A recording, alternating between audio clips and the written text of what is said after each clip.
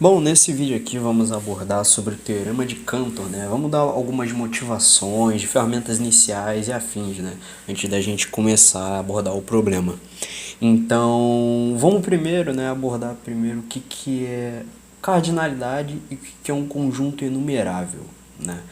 Na verdade, vamos abordar, do que é um conjunto enumerável, vamos tentar definir o que é um conjunto finito para depois, enfim, a gente poder discutir um pouquinho, por exemplo, sobre axiomas das partes. Então,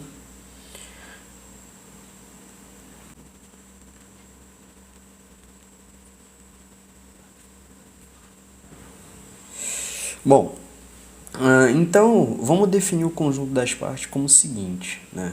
Seja A e B dois conjuntos tais que f de A em B é bijetiva, então a gente vai dizer que o A e B têm a mesma cardinalidade, ou seja,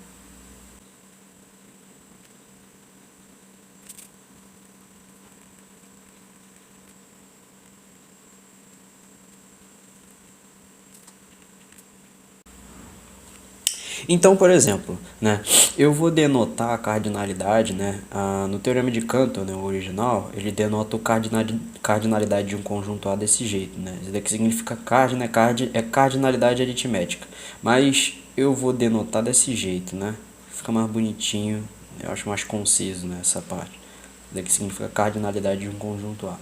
Então, por exemplo, vamos supor que eu tenho um conjunto P, né? Que eu tenha P como conjunto dos números pares. E a gente vai definir uma função f tal que f é uma função f de n em P, né? Uma função dos naturais no conjunto P, né? Então, vamos tentar mostrar aqui um exemplo clássico, né? Só resumido aqui.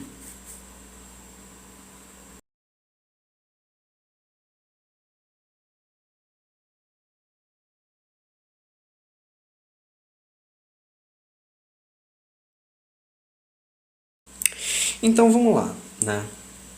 Então, vamos lá.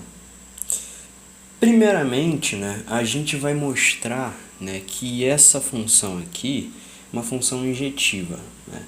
No caso, então, para mostrar que é uma função injetiva, a gente tem que ver aqui, ó, que f de n1, se o f de n1 é igual a f de n2, então 2n, o 2n1 vai ser igual ao 2n2.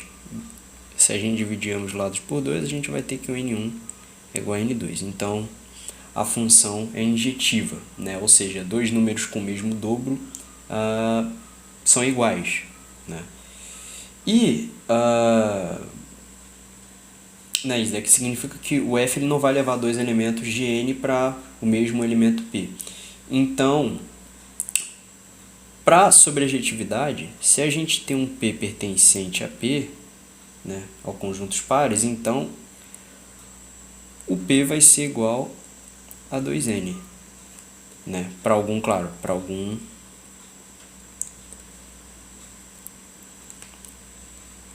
n natural. Então, dessa forma, a gente conclui que o f de n é igual a p. Em outras palavras, daqui significa que o f ele vai levar, né, cada elemento de p para pelo menos um elemento de n, né, para um elemento no conjunto dos naturais. Então, em outras palavras, daqui significa que todo dobro, né, é dobro de algum número. Né? Isso daqui é meio óbvio. Né? Então, como f é injetiva, né, e sobrejetiva, então o f vai ser uma função bijetiva. Então, eu dei esse exemplo aqui, né, que é um exemplo interessante. Né? Então, como f é injetiva, né, eu vou pegar esse aqui. Então, se isso daqui é uma função bijetiva, significa que existe uma relação bionívoca entre o conjunto dos naturais e o conjunto dos pares, ou seja, que a cardinalidade deles é igual. Isso daqui parece meio contraintuitivo, né? Porque, por exemplo, se a gente for representar, por exemplo, mais ou menos graficamente, eu tiver aqui 1, 2, 3, 4 reticências, e aqui eu vou ter 2, 4, 6, 8, reticências, que vai ser o conjunto dos pares. A gente vai ter o quê? Essa relação aqui, biunívoca, né? Então, para todo número natural, a gente vai ter o seu dobro, e todo dobro ele vai ser dobro de algum número, né? Então, é um resultado interessante porque a gente tem uma abjeção entre um conjunto sobre um subconjunto próprio, né? O que é subconjunto próprio? A gente denota dessa forma aqui, ó. A gente tem uma abjeção entre eles. Por isso que é meio que incorreto a gente afirmar que existe o número de, sei lá, elementos dos naturais é 2 vezes mais o número dos pares, né? Ou enfim, o conjunto dos pares é 2 vezes menor que os naturais, sendo que eles têm a mesma cardinalidade, né? Então foi um exemplo interessante, porque a gente está pegando de dois conjuntos infinitos, tá? Isso daqui é bom deixar claro. Então, antes da a gente definir o que é um conjunto enumerável, né? Porque a gente já definiu o que é um conjunto, uma cardinalidade, a gente tomou um exemplo aqui do conjuntos pares, ele tem uma relação biunívoca com os naturais. A gente precisa saber o que é um conjunto finito, né? Então vamos para uma outra página aqui. É o seguinte. Então vamos lá. Se eu defino, né, um conjunto IN, né, um conjunto dos naturais maiores ou iguais a N, ou melhor, eu defini IN como conjunto de 1 a 2 a, enfim, a N, se existir uma bijeção, né, de F de IA, né, de IA, ou melhor, a gente vai dizer, né, que o A é um conjunto finito, ou seja, o A vai ter N elementos. E meio que dessa definição, né, de o que é um conjunto finito, a gente define também o que é uma contagem, né? Então, a contagem que a gente vê na análise combinatória, ela vai ser justamente o F, né? Esse F, ele vai representar uma contagem, né, do conjunto A. Em outras palavras, se a gente tem um conjunto A, né, numerado por essa função f de n em A, o A meio que ele vai ser essa contagem de n elementos, ou seja, a gente vai ter um A1, A2, A3 até AN. Né? Daí, definindo o que é um conjunto finito, né? Um conjunto enumerável, né? Enumerável é quando a gente tem, né, o A, né, é tal que a cardinalidade do A é menor ou igual à dos naturais. Ou seja, em outras palavras, um conjunto é enumerável quando ele é finito, né?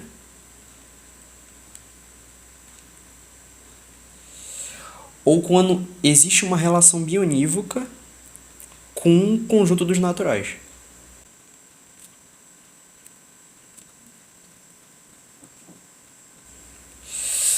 Então, antes de mais nada, né, só esclarecendo algumas coisas. Claro que tipo, a gente tem termos, tem uma ambiguidade semântica aqui.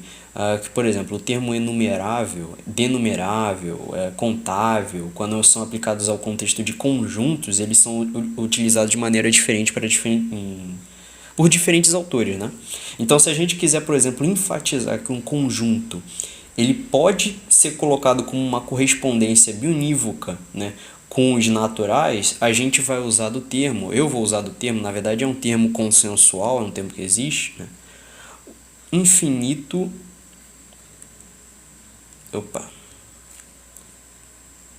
contável, né? Esse termo infinito contável vai sempre se referir a um conjunto que ele pode ser colocado como uma correspondência biunívoca com os naturais. É um conjunto infinito, né, e contável. Né? E de modo análogo, daqui também vai ser um conjunto enumerável, né? Ou enfim, enumerável infinito. Tem várias nomenclaturas. Esse daqui já é mais usual. Tá? Então, porque quando eu estou tentando definir essas coisas antes da gente começar, porque existem tipos de infinitos, e o teorema em si ele vai falar um pouquinho dessa questão dos infinitos, né? O mais simples desses infinitos é o enumerável, ou o infinito contável, né? Por isso que também é chamado de enumerável infinito, porque é um tipo mais simples de conjunto infinito. Conjuntos não enumeráveis são os mais complexos. Então, por exemplo, um exemplo de um conjunto não enumerável é um clássico, né? Então, vamos, por exemplo, definir um conjunto A, né? Sempre conjunto A, como um conjunto de sequências infinitas formadas por resinhos. Ou seja, um conjunto definido como, por exemplo, a gente pode ter isso aqui, ó, essa sequência, a gente pode ter essa sequência, a gente pode ter essa sequência, enfim, a gente pode formar infinitas sequências e cada dessas sequências são infinitas. E daqui é um exemplo simples de conjunto não enumerável, né? Ele não pode ser colocado como correspondência biunívoca com o conjunto dos naturais. Eu não vou me aprofundar muito nisso agora, né? Então vou deixar isso daqui, sei lá, pode ser para um próximo vídeo, porque tem um tema bacana sobre ele também. Bom, o que a gente vai fazer agora? Vamos discutir uma coisa, né? Que é o seguinte. Eu vou ir para outra página, né? Bom, antes de continuar, mas a gente vai discutir uma coisa, né? Sobre como que a gente pode mostrar que, por exemplo, um conjunto, sei lá, um conjunto X, ele está contido em um conjunto A. Bom, para isso a gente tem que provar que é o seguinte, a gente tem que provar que para todo elemento pertencente ao conjunto X, esse elemento vai estar pertencente a A, né? Então, obviamente, a gente acaba sendo mais fácil a gente mostrar que um elemento, né, o X, ele não está contido em A, quando isso é possível, né? Então, para mostrar que, por exemplo, um elemento ele não está contido em um outro conjunto, um conjunto não está contido em outro conjunto, é muito fácil, basta a gente apresentar um X, né, que ele pertence ao conjunto, um X pertencente a X, tal que o X ele não vai pertencer a A, né? Então, quando a gente mostra isso, a gente mostra que o X ele não está contido em A, né? Ou só que X não vai ser um conjunto próprio de A, necessariamente, enfim. Nesse caso, como que a gente mostra que o conjunto vazio ele não está contido em A? Bom, isso daqui é meio difícil, né? Porque, por exemplo, pela definição de conjunto vazio, basicamente o conjunto vazio ele não existem elementos no conjunto vazio, né? Então, o que a gente faz aqui? Claro que por contradição a gente demonstra isso daqui facilmente, né? Então, para mostrar que o conjunto vazio ele não está contido no conjunto A, a gente não vai conseguir listar um X pertencente ao conjunto vazio, tal que o X ele não pertence a A, né? Porque em si não existe elemento pertencente ao conjunto vazio, por definição. Então, a gente tem que assumir que o conjunto vazio pertence ao conjunto A. Ou seja, a gente acaba assumindo que o conjunto vazio pertence a qualquer outro conjunto, né? Eu falei disso daqui porque agora a gente vai falar de uma coisa chamada conjunto das partes, né? Ou conjunto das separações, enfim, conjunto da separação. Então, o que a gente vai fazer, né? Bom, o conjunto das partes, né, para a gente poder falar sobre o conjunto das partes, é o seguinte. O conjunto das partes vou escrever aqui. Primeiro a gente vai falar sobre o axioma das partes, claro, né?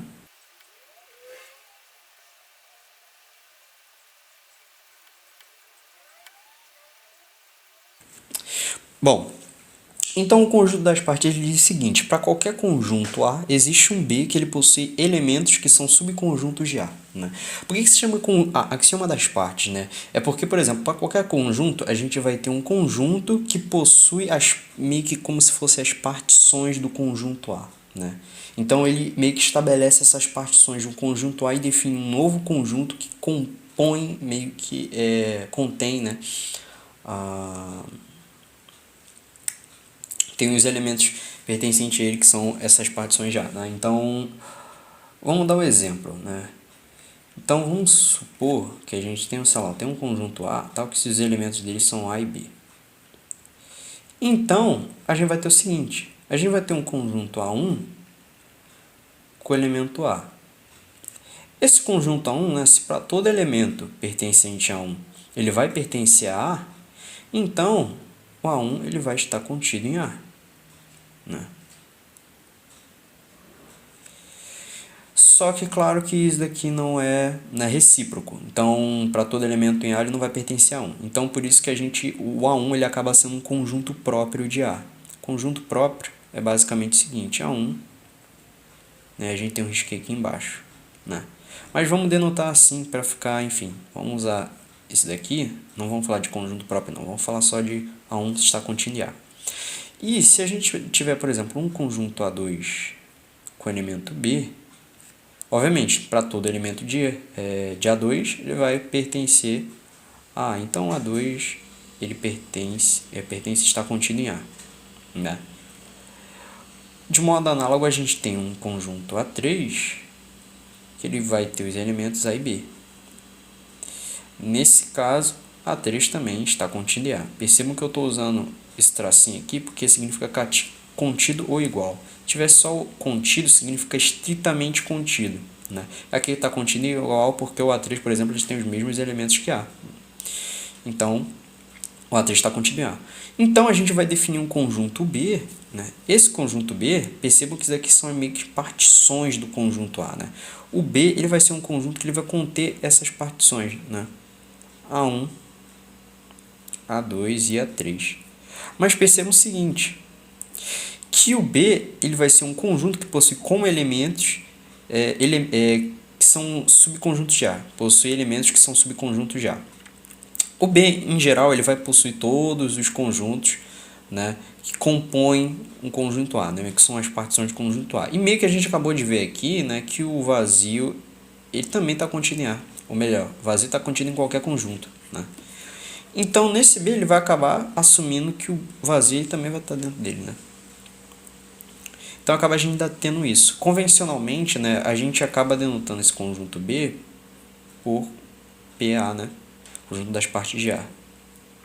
Porque fica até mais conciso, né? Porque a gente está indicando de que conjunto é esse, né? É um conjunto das partes do conjunto A, né? O B não fica muito explícito. Então, a gente acaba tendo isso daqui. Então, é o seguinte, né? Observe uma coisa interessante, né? Eu vou só diminuir isso aqui. Observe uma coisa interessante, né? Eu não vou dar muitos exemplos, né? Ficar esgotando exemplos aqui, porque isso aqui, enfim, é inviável. Mas observe uma coisa interessante. O A, ele tinha dois elementos, né? A gente definiu A, ele tinha dois elementos, né? Ou seja, A igual a 2, né? A cardinalidade de A, né? Ele tinha dois elementos. E o conjunto das partes de A, né? A cardinalidade do conjunto das partes de A é igual a 4, né? E 4 é 2 elevado a 2. Se a gente aplicar isso de modo análogo a, por exemplo, um conjunto qualquer x que tenha 4 elementos, né? Ou seja, a cardinalidade de x vai ser igual a 4. Cardinalidade de p de x, vocês podem verificar aí, a cardinalidade de p de x, né, vai ser igual a 2 elevado a 4. Isso daqui é o suficiente, né, para a gente conjecturar que se, por exemplo, se a gente tiver um conjunto C, tal que a cardinalidade de C é igual a n, então a cardinalidade de P do conjunto das partes de C vai ser 2 elevado a n, né, claro, para n natural. N natural. Então, isso aqui é uma conjectura. Obviamente, a gente consegue demonstrar isso aqui. Pode ser por indução finita, tentar na cara dá para demonstrar por indução finita, ou usar um argumento combinatório, né? Que é o seguinte, o argumento combinatório ele vai se resumir a gente tomar o C como um conjunto de n elementos, né? Depois pensar nas maneiras que a gente meio que pode formar um subconjunto de C, ou seja, as maneiras pelas quais a gente pode fazer escolha do que incluir e o que não incluir no subconjunto, né? Daí cada sequência de escolhas evidentemente vai resultar em um subconjunto diferente. Então meio que a gente vai ter um produtório, né, de K, enfim, K variando de 1 a N, ou seja, para duas escolhas, e a gente vai acabar chegando nesse resultado aqui. Eu não vou focar nisso agora porque, enfim, isso daí está esgotado de demonstrações disso na internet, então eu não vou focar nisso agora. Mas observe o seguinte, que para conjuntos finitos, né, obviamente, né, é óbvio que a cardinalidade de A, ou a cardinalidade do conjunto das partes de A, é maior que a cardinalidade do conjunto A. Para conjuntos finitos é verdadeiro, né? Principalmente se, sei lá, a gente for enumerando, né? Isso daqui é bem intuitivo, a contagem de subconjuntos. Mas se o A, né? Lembra do exemplo, por exemplo, dos números naturais tem uma relação bionívoca, né? Cujo conjunto dos pares, eles são conjuntos infinitos. Isso daqui pode não ser um resultado contraintuitivo. Pode ser um resultado contraintuitivo, né? Então, se o A ele fosse um conjunto infinito, será que a cardinalidade do conjunto das partes de A seria maior que o A, né? Ou seria uma relação bionívoca também, né? Então, é o que nos motiva a abordar, por exemplo, o teorema de Cantor, né? Que ele diz o seguinte, ou seja, ele define um conjunto A, ou seu conjunto das partes P de A, né? E uma função f, tal que f, né, de A em P de A, né? Vou chamar de P de A, e ele diz que f não é sobrejetiva. Consequentemente, a cardinalidade de A vai ser menor que a cardinalidade do seu conjunto das partes, né, para qualquer A. Então, é o seguinte, né? O que a gente vai fazer aqui? A gente vai ter que provar que a função f não é sobrejetiva. Na verdade, o enunciado meio que terminava aqui. Só que, enfim, é disso que ele conclui depois, né? De não ser sobrejetiva, a gente meio que conclui, né, de corolário, que não é objetiva e, enfim. Mas vamos lá, vamos mexer nisso daqui.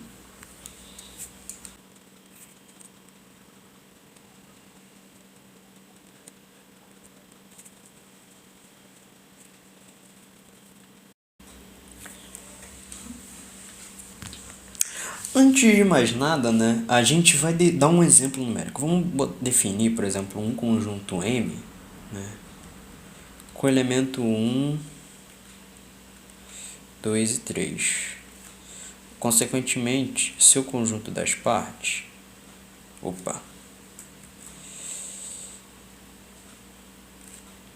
vai ser dado por vazio.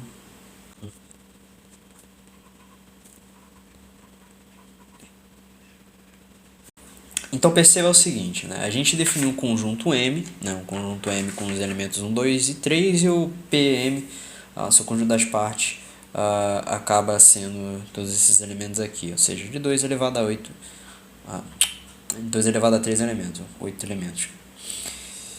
Então vamos lá, vamos atacar o problema aqui. Vamos deixar isso aqui, não vou diminuir isso daqui não. Tá, deixa eu... Bom, primeiramente, né, se eu definir, por exemplo, sei lá, um conjunto P, né, que ele vai pertencer ao domínio, ou seja, ele vai pertencer a P, conjunto das partes de A, se o P é um elemento do conjunto das partes, consequentemente, o P ele é um subconjunto de A, como a gente já sabe, né? Então, perceba o seguinte, que no exemplo numérico, se a gente definir uma função, né, uma função f de 2, que meio que vai associar a um, sei lá, esse subconjunto 1, 3. Perceba o seguinte, que o 2, né, ele não vai pertencer, né, ele não pertence, obviamente, a esse subconjunto, né, ou enfim. Como ele não pertence a esse subconjunto, ele também não vai pertencer ao f de 2. Como também é perfeitamente possível a gente ter uma função f de 1 que vai associar ao conjunto 1, 2. E o 1 ele vai pertencer, né, ele pertence a esse conjunto aqui, 1, 2. Consequentemente, 1 ele pertence a f de 1. Perceba que, tipo assim, se vocês analisarem bem, né, a gente só tem esses dois casos, né? Ou o elemento ele vai pertencer à imagem, ou o elemento ele não vai pertencer, né? No caso é aqui, ó. Eu esqueci, eu falei não pertence, aqui, pronto. Então, sabendo disso daqui, é perfeitamente possível a gente aplicar esse caso para o nosso problema, né? Então vamos fazer o seguinte, eu vou usar do P mesmo, né? De forma mais geral,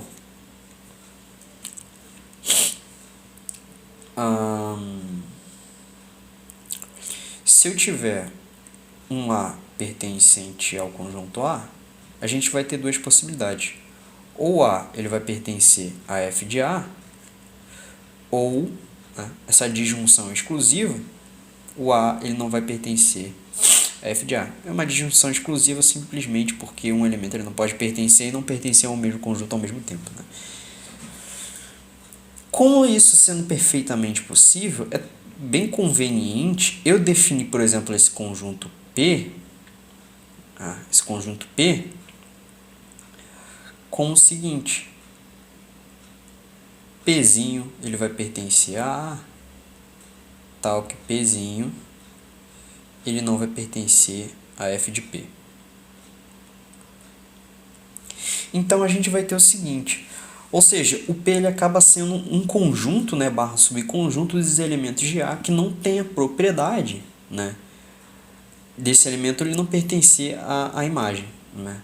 Ou seja, observe que a gente aqui vai ter dois casos, né? A gente vai ter dois casos aqui. Eu vou só tirar esse daqui e deixar mais bonitinho ali do lado. Então vamos lá. Com isso sendo perfeitamente possível, a gente vai ter dois casos. Por exemplo, a gente vai ter o caso 1. Esse caso é o seguinte: para todo P pertencente a A, o P ele vai pertencer a P. Então vamos lá, nesse caso é bem fácil, né? Nesse caso, por exemplo, se o P ele pertence a P, a gente usa da própria definição do P. A gente acabou de definir o P. Se o P vai pertencer a P, então o P ele não vai pertencer a f de P. E se a gente tem um elemento que ele não vai pertencer a um conjunto, né? Como a gente já tinha mostrado lá no iniciozinho do vídeo, para a gente mostrar que um conjunto ele vai ser diferente do outro, ou não está contido no outro, basta exibir um elemento que não está pertencente a um e não está pertencente a outro. Logo, se P não pertence a f de P, então a gente conclui que o f de P ele é diferente de P. E no outro caso, né? No outro caso a gente vai ter o seguinte: caso 2, ou seja, para todo P pertencente a A, o P ele não vai pertencer ao P, ao conjunto P. Novamente, pela definição do P, se o P ele não pertence ao conjunto P, então o P ele vai pertencer a f de P. E de modo análogo ao caso anterior, se a gente tem um elemento que pertence a um e não pertence a outro, logo a gente conclui que o f de P ele também é diferente do P. Então, o que a gente conclui? Portanto, para todo P pertencente a A, em qualquer um dos casos, o P ele vai ser diferente do f de P, então o f não é sobrejetiva.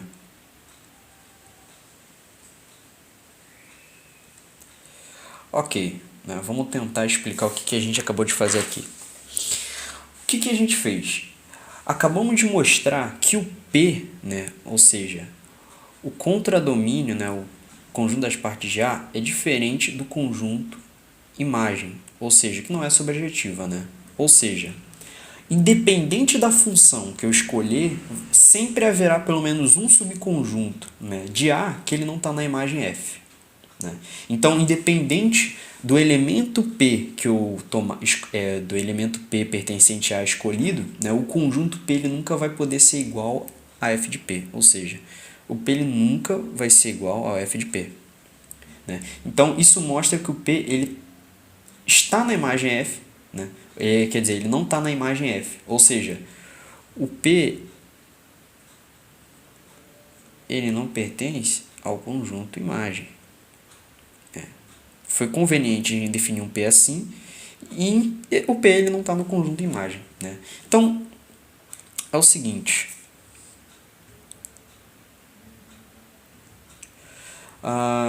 De corolário, a gente tira, né? Vou só organizar isso aqui.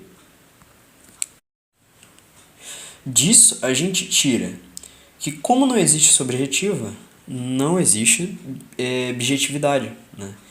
Então, se não existe bijetividade, a gente provou para qualquer conjunto, eu posso muito bem pegar que a cardinalidade de naturais é menor do que a cardinalidade do conjunto das partes dos naturais, que por sua vez é menor que o conjunto das partes do conjunto das partes dos naturais. E assim sucessivamente. E não só os naturais, tá? A gente pode muito bem, sei lá, pegar os reais. Os reais têm a cardinalidade menor do que o seu conjunto das partes. Por sua vez, tem uma cardinalidade menor que o conjunto das partes do conjunto das partes dos reais. Então a gente acabou demonstrando que existe uma diferença em tamanhos de infinito, certo? Então, como não existe bijetividade, o conjunto das partes de um conjunto infinito é sempre de cardinalidade maior. Então, foi basicamente esse resultado que eu quis apresentar com vocês nesse vídeo, né? Espero que tenham gostado, né? Se vocês quiserem aí nos comentários, eu vou deixar, sei lá, esse PDFzinho na descrição do vídeo, em um drive. E é isso. Espero que tenham gostado e valeu!